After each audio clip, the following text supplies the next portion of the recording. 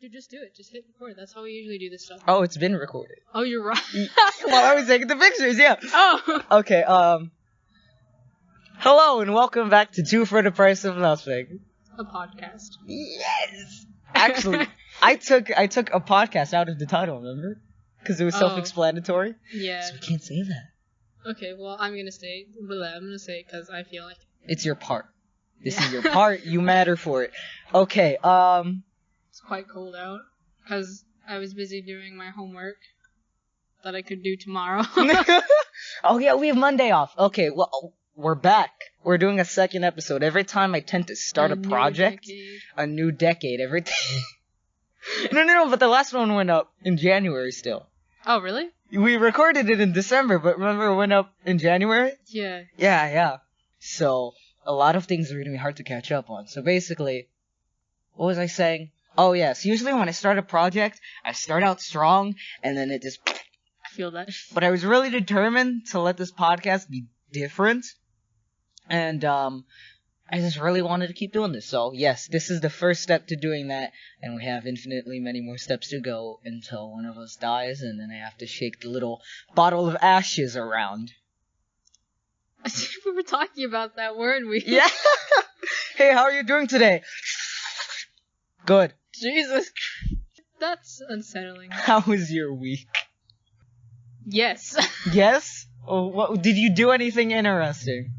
I mean, we went to Disneyland. Is that okay? That's way beyond interesting, because who doesn't like Disneyland? And if you don't like Disneyland, well then you're just a sad adult with the most boring job in the world that you hate your life. Yeah, I reckon. So is this, I can really see it. Two for the Price of Nothing, episode 2. Disneyland. Disneyland? Disneyland and crying. Disneyland and chill. Jesus. We went to Disneyland, yay, and it was great every time I go. Disney's always been a huge part of my life. I started crying. Yeah. Well, do we want to make this episode just telling the story of our day at Disneyland? Sure. Okay. Probably sprinkle in a few philosophies there. Best part. Fuck! Jesus! I almost just fell off the hammock. Okay, let's start from... We never introduced ourselves. I'm Cake. I'm Blue. We're done here. Disneyland. Disneyland is when you go all out, because you, it's such an occasion, but it's such a common occasion. It's like taking a one-day vacation, and you can do whenever you want, as long as you have gas in your car. Luckily, we did then. So that whole car ride, it was just talking, listening to music. I showed you, in the first ever live performance of One Step Closer that Linkin Park did, which was a bonus track and Reanimation. Right. They added the bridge, and am I allowed to quote it? I think I'm allowed to quote it. I don't think I could play it though. I don't think you can really sing it unless you Unless you can sing. But man, now I'm sad. Everybody's sad nowadays, so that's fine. Okay, we're gonna move on from that. Basically, I played her a bridge that they added with the remix, and that they also started playing live between 2008 and 2010 or 11, if I'm correct. And it was really edgy. It was basically, the last line of it was, "Please someone give me a reason to peel off my face," and I vibe with that. And then now when you look back... Without context, I vibe with it. And when you look back on it and what's happened, you're like, oh... Yikes. I mean, it sucks. It really does. 'Cause... Okay. I'm gonna make a reference to Sherlock. It's been a while since I've seen the series, but there's this one bit where his sister... He doesn't know that's his sister, so... his sister, was posing as this other girl who was showing obvious signs of wanting to kill herself and all that stuff, and he was basically saying, don't touch your life because it's not your own to keep, and I was like, oh my god. And, elaborate on that. You live for yourself and stuff, but you also live for other people subconsciously because, people care about you and you care about them. And so when he said, like, because it's not yours to, like, to... it's... I have to probably look at the quote again, but when he said that, and again, a lot of shit, like, not good. I think I understand what he's saying. Like, we live for ourselves and for others, and we just live for sort of, I'd say, the world, because if you don't, then it's selfish, but if you live for just other people, then that's just selfless, and that's a bad thing too, if you take it too far. So you have to find a line between it, and he was saying, if you only live for yourself and you find that it's not worth living for yourself, and you take that away from not just yourself but others, it's selfish, which I can see, but it's also a rough thing to be told, but it's true. See, this is why you're here, so you can so you can expand. Put words into my difficult emotions. Well, that sometimes I can word, but I'm just in a rough patch, so. So it goes. And just saying, this is why I love Sherlock, because not like he always says like, I'm not a high functioning sociopath. Oh wait, no, my bad. He is a high functioning. No, yeah, sociopath. he's like, I'm not. He's like, do your research. I'm not really thinking clearly right now. No, I was quoting him. No, yeah, I just... It's late. Because he always is, like, trying to paint himself as this guy who doesn't care, but when like, John Watson came around, he's like, hey! And he's like, oh my god, here's this other human, that can, again, teach me all these emotions that I have lost since childhood. My question is he... Because, like, psychopaths and sociopaths I don't know much, but... There's a distinct difference. Yeah, I know. Sociopaths are... The biggest difference is sociopaths are made, psychopaths are born that way, right? In a sense, yeah. My question is, has Sherlock mostly lost the ability, or is he just completely unable to feel emotions? He's mostly lost the ability. I would say more or less he's trying not to feel like that, because... Whatever's left, he's attempting to block out. Because he literally rewired his brain to think that his friend, Redbeard, was a dog, and... Oh my god, I'm gonna cry again. This episode made me cry! But he was like, you killed my best friend, and then she was about to do it again to John Watson, and then he was like, nope, screw that, I'm gonna save my best friend. Spoilers, by the way. Oh my god, I'm sorry. But I think he was trying to just push it out of his brain because the loss of his only friend from his childhood really messed him up so much that he forced himself, or unintentionally rewired his brain to think that it wasn't that big of a deal, and it just being a pet instead of an actual other human being. Sad boy. Damn, that's tough. Alright. Disneyland! Now we're gonna start with the story. So we arrive at Disneyland, we had to park on the top of the parking lot. Fuck. Man, this episode's gonna be oh my god, I'm already starting. Yeah. This episode's gonna be a bunch of grammatical errors and being like, blah blah blah. Fuck. Where do we start? What do we do first? We went to Splash Mountain. We went on, like, the water rides first, in both parks. Yeah, it was like 10 in the morning, and we went on Splash Mountain, and oh my god. We went on, it was me, it was Blue, and it was my sister. Because my mom didn't want to go on. Understandable. And I was gonna force Blue to go front of the log, because, I don't know, I thought it would be funny. And then... You're a coward. Fuck you. Well, no, this is a prime example that I'm not, because I told you, if you dab during the picture, I'll sit front.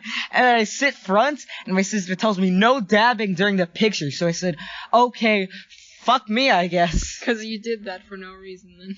And then I came off, and I was drenched, dripping fucking water, and I still had my phone, and Blue had to hold my headphones, and I had my headphones, too. And my mom saw me and it was a mess. Our picture. Do you remember? Oh, yes. So, we had like a Star Wars thing running that day, kind of like a vibe. And so my sister was like, okay, we're gonna do like a force choke chain, where she was gonna force choke me, and I was gonna force choke Ness. And I'm just there in the middle. Yeah. And she was kind of doing it, but then as soon as we got to the top of that 50-foot Alright, drop... listen, it's been 2 years since I've been to Disneyland. Do you think I remember that 40-degree angle drop? And then we start dropping, and I have learned to hold the position no matter what. I have learned. I have gotten it beaten into me through experience that it takes longer than you usually feel it might for the picture to get taken, and that's on purpose. I'll get into the genius of art of Imagineering in a second. Oh, yes. We're doing well. My sister holds it perfectly because she's been doing this since she was freaking born. I kind of hold it. I have to grit my teeth more and I look hilarious. Meanwhile... the painting Scream, if you make that human proportions and add, like, can you Saiyan hair that's pink on it? Because now her hair is no longer blue, it's pink, but we can't change the name now. Well, I mean, because blue is, like, sad, so I'm always sad, and... It's iconic now. Yeah. And it's like, if you got, like, a cotton ball and you frayed it... I could go on. Can you just move on? I don't want to talk about my embarrassing wide-open mouth screeching. I know you think it's funny, but I think I look retarded. I'm gonna see if I can block out the faces and post it. Probably not, but... The most iconic thing is my face in that photo. Yeah, yikes. Oh, we'll burn that bridge when we get to it. And then after that, we went all the way... Wait, no, hold on. After that, what did we do? Well, after Splash Mountain, we went to California. Did we probably? We stayed in Disney for a little bit. Did we go on Teacups? No. Wait, was that later? I think that was later. No. It was before. We were walking to DCA and we were taking the long way round. Yeah. And we ran into Teacups and I was like, yo. Let's do it. Yeah. Oh, fuck. Did we take any pictures? I don't think so. I think it was just a lot of screaming and trying to, like, hold the candy from flying around. Yeah. And it was just nuts, because we were pulling it as hard as we can. If you go on Teacups and you don't spin it as fast as you can, what the fuck are you doing? What the fuck are you doing? Hell no. You go on Teacups, you go ham. And that's exactly what we did. Yeah. And we almost died. It was a lot of screaming. And there's this thing where if you're going fast enough, very, very fast, and you put your head back and you just lean out, you like, whoa. It's like everything around you is like a blur. And it's a funny feeling. And I remember,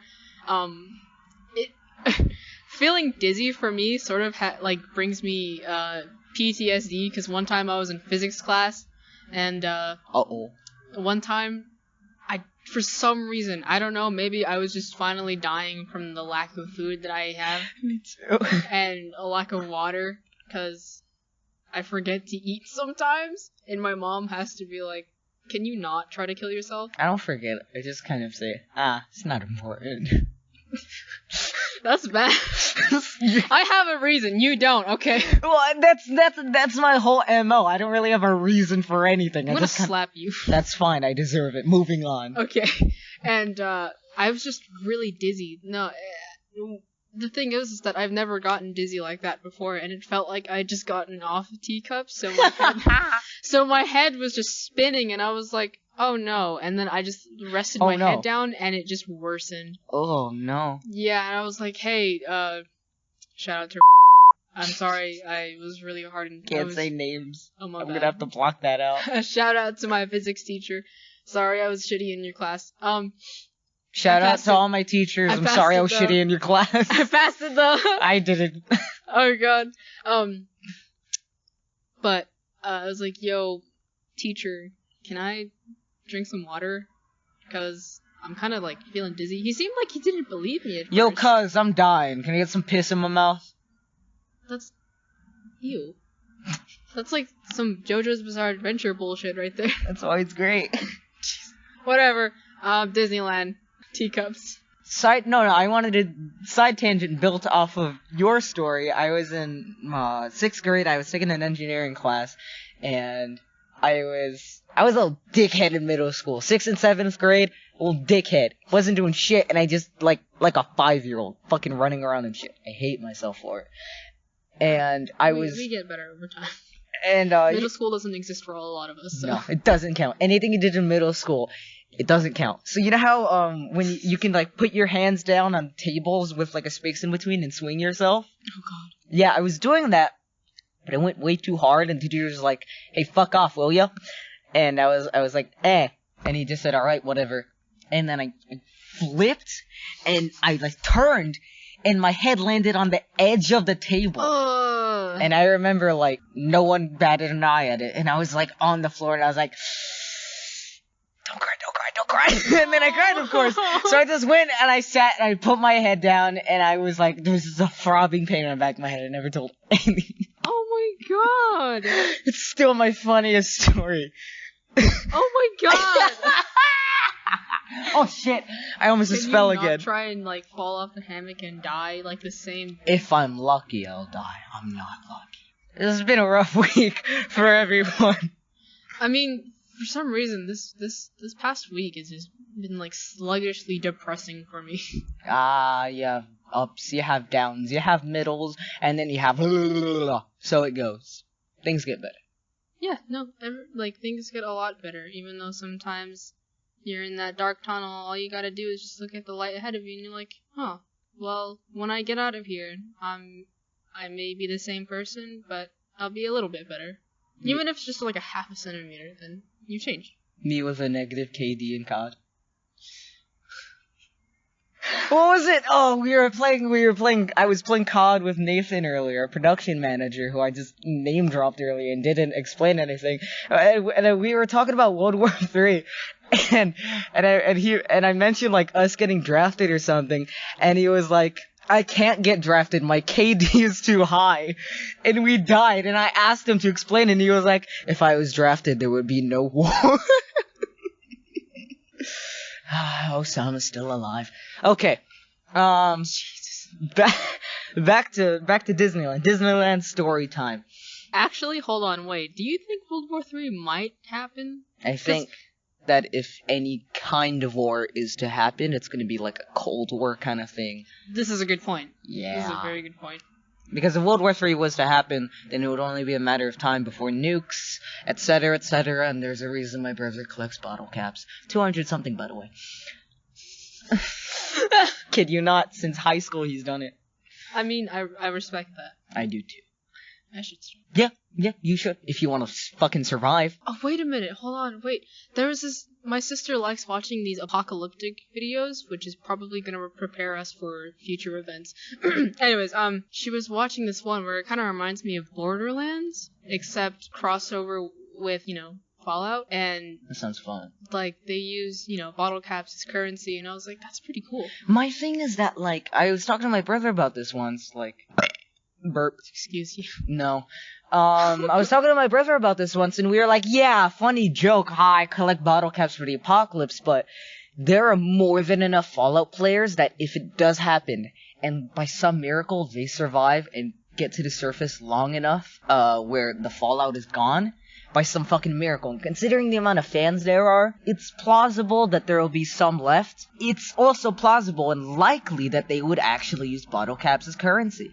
So yeah, it's a fun joke, and it's so unlikely that you would ever actually realistically get to use them, but if you're one real lucky bastard, just maybe. I mean, like, we could probably, it would probably be like that, using bottle caps as currency, but I do think that in some sense we would trade back in the olden days with, like, I'll trade you a chicken for something, I don't know. 2 rats. Why a rat? No one wants a rat. It's like arson, but ye olden days. You give another family a plague.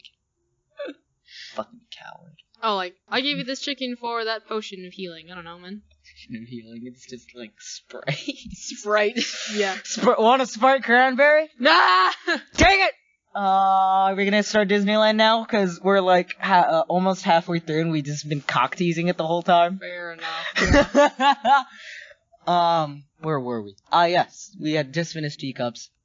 Oh! And that was right before I showed you the thing. The thing. The thingy! Alright, tell them, because you're the expert. Okay. It's really hard to describe. So there's this little point, I recommend doing it during the day and pray that there's not a lot of people around. There's this perfect little standing point in Fantasyland behind the carousel, in front of Dumbo. Yeah, like diagonally in front of Dumbo, in between like those two places, and closer towards. It's hard to find. Okay, well, it's not that hard to find, but if you're just looking around and admiring the scenery, and you happen to spot this tiny castle. Oh yes. I was walking around one day. I was with my parents and we were just walking. I was I was feeling like shit. And I'd always loved Imagineering, but I didn't know what it was. I was just admiring architecture, pyrotechnics, any sort of design that was all in Disneyland. And Disneyland is all designed and it's geniusly done. I've always been interested in it and loved it, but I had never really like gone in depth with it because I didn't really pay attention too much. I just sort of noticed it as I looked around automatically. And one day I'm walking past Dumbo and past the carousel. We're going to Frontierland. I stop and I look to my right, and there's this perfect split where between the churro stand or something, Dumbo, behind the carousel, there is a split of trees where you can see the storybook writers, and there is a hill with the castle. And it brought out some sort of thought in me, and I was focusing on that, and then I expanded my view where I focused on everything, and oh my god. It was a perfect design. It was a purposefully done thing that they had engineered that little area to look that way. And I was like, that's really cool. And I turn around and oh my god, I'm surrounded by a perfectly engineered place where no matter where you look, it's fantastical. And I exploded. I was like, holy shit! And mind you, when we were walking, he stopped me. He's like, hold on, wait, I'm gonna show you something. And I was like, think Doc Brown kind of vibe. No, yeah, this is it. And I always get really excited when Cake likes to show me things, because they're usually like really they're use the right adjectives. You're in stabbing difference, distance. Fuck. They're different, and it's interesting, and it makes you think about it for a while, and like I find it like really cool. And so he stops me. I'm brushing my shoulders real quick. He stops me. He's like, hold on, I want to show you something. I'm like, okay. Gamer. And so he's just like, look around you, and I'm like, yeah, I see Carousel, Dumbo, and like, just all this stuff. And this is one of like the lesser things you see in Disneyland, where as the evil queen, when she opens up the curtains and she peers down on you, glaring. Yeah, you have to rub the apple, and it's like it's this not even personal like connection. that you have to rub the apple. Yeah, she does it randomly, but if you rub the apple, it automatically does. And it's really cool, but like the chances of you seeing that are pretty rare, but not impossible. And this is one of the things that make you smile when you see it, when you really think about it. And when he showed it to me, I was just like, oh my god. And then he goes on this whole tangent about, and we're standing there, not moving at all. Yeah, it was like people running by, like, the fuck are these kids doing, like, spazzing out here? And I'm just standing there smiling at him while he just flails his arms about and just starts screaming about Imagineering. And I, like, honestly, I respect, like, and it's so cool. And it's so nice when you see someone get excited about something that they're really enthusiastic about. And if you're the type of person to be like, okay, that's nice and all, but shut the fuck up and let's go, then you're just a horrible person, and just no. You're a dickhead. Yeah. And I'm not saying this like, like be nice and shit. Like, no, it's just fucking, if you were interested about something and you want to pursue a career in it, go ahead. No one can stop you except yourself. And the laws of physics. Well, that hasn't stopped people from going to the moon, so never mind. Yeah, sometimes loopholes. There are loopholes. Disneyland. Now my mind is just racing. Go ahead, man. Ugh. This is your chance to tell the world about some hidden things. I remember, after I had noticed that, my mind went off. I was like, okay, maybe it's just this little area, right? What if every single thing is like that? What does that mean? What does that create in this area? What does that create in this land? What does that create in this world? And I was just stricken by this. It was infectious into my whole brain, into my entire body. I had to find out more, and I had to explore it more, and I had to just realize what the fuck was going on and what I had just noticed. It was like lightning, getting struck by lightning. That's what it felt like. And so I kind of spent the rest of the day kind of more or less just in a bit of like, not necessarily focused on like enjoying myself, and more of examining the park, which, oh my god, I enjoyed that just as much as dicking around. And everywhere you look, practically everywhere. Not every place, the bathrooms aren't going to be as great, but actually, Actually, on the contrary. Funny thing. I'll get to it later. But everywhere you look, everything is not just designed, not just painted, not just sculpted. It is engineered to be magical. And I think it is the most fantastic thing. And I have Disney Plus now, gang. People are canceling Disney Plus because they're stupid. What was it? The Mandalorian? Show? Yeah, because it's like over, and now people are canceling it. Well, I think they're gonna do another thing that's gonna continue it, so they're kind of stupid. And also Kenobi with Ewan McGregor. So yeah, people are dumb. But I was on Disney Plus, and my mom was like, "You have to watch this show. It's about Imagineering. It's about that stuff that you like cream your pants for." And I was like, oh my god. I was like, whoa. And I had been doing research on sort of Imagineering related stuff, but not Imagineering itself, more of just the park itself. And so I knew a bunch of stupid random little facts. And then watching the show called The Imagineering Story, it's an 8-part special on Disney Plus. It was more than anything, it was kind of, I wouldn't say, no, fuck it was life-changing. Because now I look at things a lot more differently. And I especially look at the park more differently and how it makes you feel more differently. And I respect it more. And I realize even more things, more than I could have thought before. And what it takes to create that. The hard work, the mind, the imagination that it takes to even do one small area. It takes a village to create one attraction. Oh my god, it's me realizing about how you can see everyday art in everyday life. Just, it's what you're feeling when you were like, oh my god, and you see like these different things in Disney. It's like me watching Bob Ross and then looking at the world around me and being like, holy crap, there's art in everyday life. Because he was right. This is true. There's a Walt Disney, weird connection, but he is very similar to Bob Ross, wherein they... Hold on, wait, the plane. The plane! It's a bird! It's a plane. Wait, yeah, it's a plane. Okay. It's passing. Bye.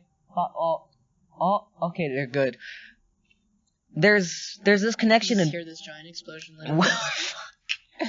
Dude, if we do, then we'll have it on recording. Do you know how popular they will get? Oh my god! Wow! Wait, hold on. Wow! The wink! Where was I? Oh yes, there's I don't know if they're born like that. I don't think they are. I think sometimes people just learn it as they grow, and sometimes other people help or other circumstances help, but people like Walt Disney or Bob Ross are just... How do you think Bob Ross got so good at painting? He practiced, and he looked around. He just picked up a brush one day and started practicing. Mm-hmm. So, yeah, if you want to start practicing engineering and all that stuff, get some books and start reading. Or even watch YouTube videos, because now the library is just YouTube. Yeah. It's good, though. That's good. But, like, there's just something, like... The future is now, man. I'm sorry! There's something different. There's something, I'll even say, special about those kinds of people, where they can see something in the world that others can't. And I don't know if I'm doing a bit of a self-insert, but you've always seen it. It just takes something to open your eyes to it. You know it's around you, but it's harder to notice, and you have to learn how to see it. And I think that some people feel it more than others, but I like to think that everyone can. But that's how they create these fantastic things. That's how they create these empires that aren't built for malice or conflict. They're built for helping. It's It's these giant kingdoms of magic. And one of my favorite things about Disneyland is that it's not it's an escape of sorts, but it's not an escape into a different world. It's not like video games or VR. You're still in your own world, except created by someone else. Not really created, more or less. I wouldn't say fixed, but what our world could be. Yeah. It's walking into Disneyland to me is walking into, wow, this is what we could accomplish. It's a goal. And people say like, oh, look at the Disney princesses, they're like too perfect. Well, it's the image of what women want to be. And sometimes people are like, well, children shouldn't like look up to that because you have to be like super skinny, and what if they're fat? Like, well, I mean, look at what they're creating now. It's becoming much more modernized, and yeah, a lot of the older stuff was due to time, but also, you know, the reference material that they had, that's how they were described. It wasn't completely like, they kept it visually as close as they wanted to, but that's not what matters, because people always want to look. They want to nitpick at stuff. To me, it wasn't the designs and people of characters were very cool, and that's a whole nother thing. But my favorite part of Disney characters is how much people they are. Or you don't just have to focus on how they look. That's the whole point. The whole point is people are like paintings. You don't just look at a painting and say neat. You look at a painting and you think, what does it mean? What does it stand for? Why? Why is it here? What does it do? Does it do anything? Why is that? Okay, that's fine. Cool. That's its meaning. Does it have no meaning? Great. Enjoy itself. It exists just to have fun, or it exists because it wants to do this thing. And it all comes full circle to Bob Ross. Yes! No, fuck you. It comes full circle to, drumroll please. That's my phone. The Imagineering standard, baby! I talked a lot about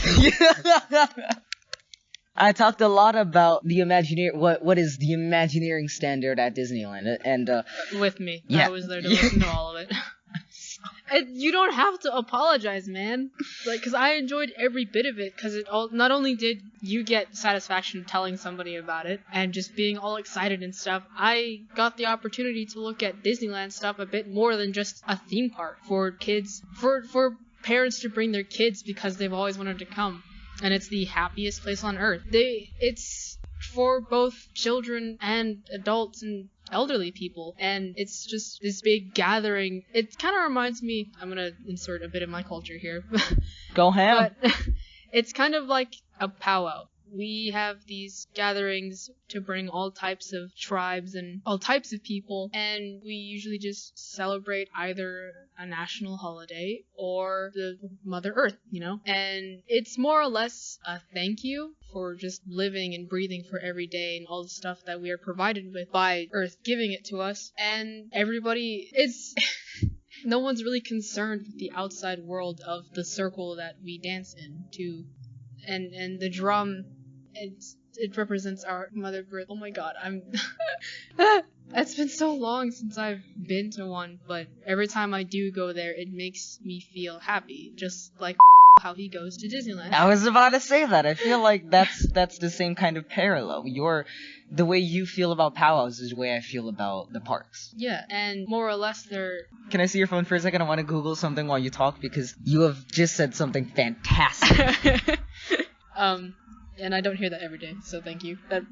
You say a lot of fantastic things, I promise you. But when people gather for a certain event, whether it be just Disneyland or a powwow, people aren't more or less concerned with the outside world or just their daily life problems, like of just waking up and going to work and hating your job. And I mean, my teacher, or our teacher. Which one? Mr. Theater Our teacher. Yeah, theater. He made a good point saying that when you wake up and you go to a job, or when you go to your job and stuff, you shouldn't be hating your life for it. Like, do something that makes you happy. And of course, it's always hard work and stuff. And in order to achieve that happiness, you have to work for it. And like, he wants to, be an Imagineer, and I want to be a homicide detective. And so in order to achieve that, we gotta work hard. You can't just go around life just trying to be like, oh, I'll just mosey my way. No. Fuck off! No, I'm telling you this because you need... My coping mechanism. Okay, coping mechanisms are always good. I will not judge you for that unless it actually harms your health. But... Damn it. Calling me to fuck out. Yeah, because you're my broski, man, and I just only want the best for you. Thank you. But you should have just, like, wake up every morning hating your life, and it's understandable if you have depression, but then again, there are outlets to helping you with that depression. You can't just always cure it, because, well, you can't really cure depression. I mean, there is always a temporary, a temporary just go away thing. Doggy. Banging on glass thing. Door glass thing, yeah. Glass thing. Sliding door. There we go. But there is... Where was I going? Oh my god, I'm an idiot. Friggin' doggy, it's okay, I love you. Even though you scare me. Oh, he's coming. Alright. Right, okay. Nice. But there are outlets to help you with depression, even though it always won't cure you and stuff, and it's just like a temporary thing. But, oh my god, I was just thinking about this in the shower, too. Bro, monka. Monka. Monka. Oh, another doggy. He's tiny, boy. I'm gonna try and cut out that sound in post, but... Yikes, huh? Tiny dog. It just saying it gets a lot better, and this is coming from a fellow person with depression. And, like, I'm not saying this as, like, oh, it gets better, so just try to smile your way through it, because no matter how hard you try, sometimes that just doesn't work. Trust me, because I've been doing it for a while. And sometimes you just gotta, well, if you're like me and you always, like to go through things alone, it's good to occasionally better yourself with other people, whether it be like with meetings and stuff with a therapist or with your own friends or even your family. And it's hard to talk to your own family sometimes, whether it be that they don't accept you for who you are, or I just move my legs and they just or they just don't understand what you're going through. But you can always trust your family, because most of the time. I was about to say, unless they're dickwads. But luckily, our families aren't dickwads. No. I love my family. I love my family, too. See, we're not the teenage angsters that you think we are. Okay. Our outlook is that the world sucks, but oh well. And dog, not everything in it sucks. Yeah. You just have to build upon what doesn't, and yeah. Hello, dog. Oh my god. Whoa, hello, dog. Okay. This is gonna be a mess to edit, but I'm so happy. Sorry. No, I'm so happy with how this is going, and I have something prepared for when. Go ahead. I'm done with my tangent, and I'm sorry if I'm too tired to make any sense, but I'm pretty sure most. It made a lot of sense. And you brought up this genius thing where it creates the same feeling between us. Your powwows, my Disney, and how an older generation and the younger generation and everyone, no matter what, can connect, and they can kind of live in this little magical place where it is our world, but we see the magic in it, and also you can leave it and see the magic in in other parts of the world in our daily lives and put it through. And I wanted to read this quote, and it was a bitch to find, but it was exactly what we're on about. The idea of Disneyland is a simple one. It will be a place for people to find happiness and knowledge. It will be a place for parents and children to share pleasant times in one another's company. A place for teachers and pupils to discover greater ways of understanding and education. Here the older generation can recapture the nostalgia of days gone by, and the younger generation can savor the challenge of the future. Here will be the wonders of nature and man for all to see and understand. Disneyland will be based upon and dedicated to the ideals, the dreams, and hard facts that have created America. And it will be uniquely equipped to dramatize these dreams and facts and send them forth as a source of courage and inspiration to all the world. Disneyland will be something of a fair, an exhibition, a playground, a community center, a museum of living facts, and a showplace of beauty and magic. It will be filled with the accomplishments, the joys, the hopes of the world we live in, and it will remind us to show us how to make these wonders part of our own lives. That's exactly what we just talked about, and that is a quote from, I believe it's Walt Disney himself, that Marty Schuyler wrote down in a message, which was compiled in the sort of, I'd say, book, Disney World's Background in Philosophy. And they brought it up in the Imagineering story of the show, and oh my god, it's like the fucking Bible. I swear to God. Didn't you say after Walt died they used that? When Walt died, they had all those messages compiled. Marty Schuyler was Walt Disney's, like, he was you know how back in those days something had, like, you would talk to someone, they would type it, and then they would send that out as a message? Marty Schuyler was the typer for Walt Disney, and they doubled all those messages and kept them. And those messages were about the creation of Disneyland, what Walt wanted it to be, and what he saw in it, and what he saw in the world. It was background in philosophy. And it was also what little he was able to give about Walt Disney World. And they, when Walt Disney died, the Imagineers were lost. They were in the middle of Epcot. It was this huge project that it was going to change the world. And Roy Disney was left with Walt Disney Company. He had no idea what to do, because nobody else was like Walt. Nobody else saw what he did. Nobody else could motivate people the way he did. Nobody else could make people see things the way he saw them, and the way that things should be seen. Magically. And so Marty Schuyler put together this combination of messages from Walt that were to not only help the Imagineers create Walt Disney World, but also to motivate them and show them the right way. And oh my god, it worked out. And then it was an iconic Imagineer. He published a book, and I don't think you can really buy it anywhere, but there's a free PDF online if you just Google it's either Walt Disney World Background in Philosophy or just Disney World. I think it's just Disney World Background in Philosophy. The first thing that comes up is a PDF, and I've been copying down that entire 167-page PDF into a notebook, and it's been tedious. It's been hard, but it has been so worth it, because I just see more and more in it. I understand more and more, and it is a beautiful thing, and I will always appreciate this is the best timeline, because we have this. And I will always appreciate what Walt Disney gave us, what the Disney company has given us, and what their views and their morals, and what they stand for, and what the parks have given us.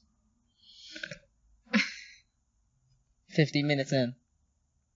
Oh. Yeah, we've been going for a while. So do we want to hit that hour mark? No. No? I think it's too much for our 4 listeners. Yeah. All right, let's outro this. Thank you for listening to this delicious tuna lasagna sandwich, which will give you 5 HP. I don't know. Yes. That definitely derailed, but it derailed onto a very good track. Yes. And, I mean, we could continue our whole, Disney escapade on the next episode and just talk about stuff more. So this was very much random talkings in the beginning, starting of Disneyland, and we really talked about Imagineering. And philosophy. And magic. Somewhat philosophy. Just more or less your views and my views about Disney, but also the world. I think it was more just magic and how you can find it. This is true, actually. Because most people, when they hear the word magic, they think, they either think stupid Disney stuff, or they think stupid Lord of the Harry Potter shit. Don't call Lord of the Rings stupid. But that's not what magic is. Magic is reality, just the fantastical part. Magic is more or less what you make of it. And on that note, this is Cake and Blue signing out. 2 for the price of nothing. A podcast. Bye! Bye.